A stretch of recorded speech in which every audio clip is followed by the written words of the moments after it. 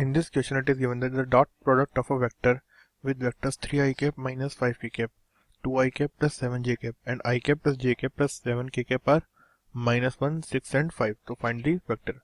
So let's say we assume जो vector है fourth vector वो है a vector which is equal to a1 I cap plus a2 j cap plus a3 k cap. अब अगर हम इसका 1 by 1 vector dot product करें तो ए वेक्टर का डॉट प्रोडक्ट किसके साथ में A vector dot 3 I cap minus 5 K cap, ये किस इक्वल है? It is given that it is equal to -1. तो A vector dot 3 I cap minus 5 K cap क्या हो जाएगा? It is equal to 3a1 minus 5a3 is equal to -1. So let's say this is equation number 1. No second क्या है? A vector dot 2 I cap plus 7 J cap, 2 I cap plus 7 J cap, और ये क्या value? It is equal to 6. तो यहाँ से अगर हम क्या डॉट प्रोडक्ट करेंगे तो वैल्यू क्या आ जाएगी? 2a1 plus 7a2 is equal to 6. And third equation क्या होगी? ए वेक्टर का डॉट प्रोडक्ट हम किसके साथ करेंगे? A vector dot product with I cap plus J cap plus K cap, I plus J plus K, और इसकी value हमें गिवन है किसकी इक्वल है? It is equal to 5. तो आ जाएगी वैल्यू 5 के इक्वल.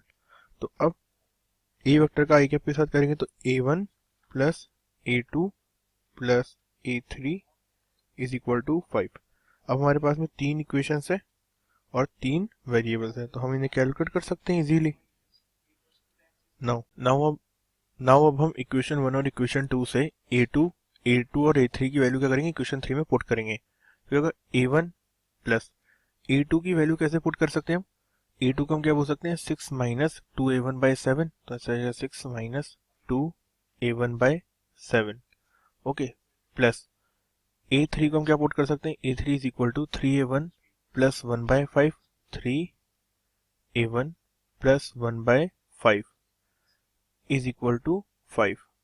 नाउ अब वैल्यू क्या हो जाएगी यहाँ से सिंप्लीफाई करने पर? This is equal to 7a1, sorry यहाँ से एलसीएम क्या आएगा? एलसीएम आएगा यहाँ से 35a1, 35 आएगा, तो ये क्या जाएगा? 35a1 फिर क्या जाएगा? 5 से मल्टीप्लाई करके तो this is 30 minus 10a1 plus 7 से मल्टीप्लाई करने पर क्या जाएगा? 21a1 plus 7 is equal to what? 35 into 5, तो आएगा 35 इंटू 5. सो अब ऐड कर लेते हैं तो 35a1 minus 10a1 is 25a1, 25a1 plus 21a1 is 46a1, 30 plus 7 तो इस जगह 37, तो 35 इंटू 5 कितना होता है? It is equal to 138. तो अब वैल्यू क्या हो जाएगी सिंप्लीफाई करने पे? a1 की वैल्यू यहाँ से आ जाएगी a1 इज इक्वल टू 3.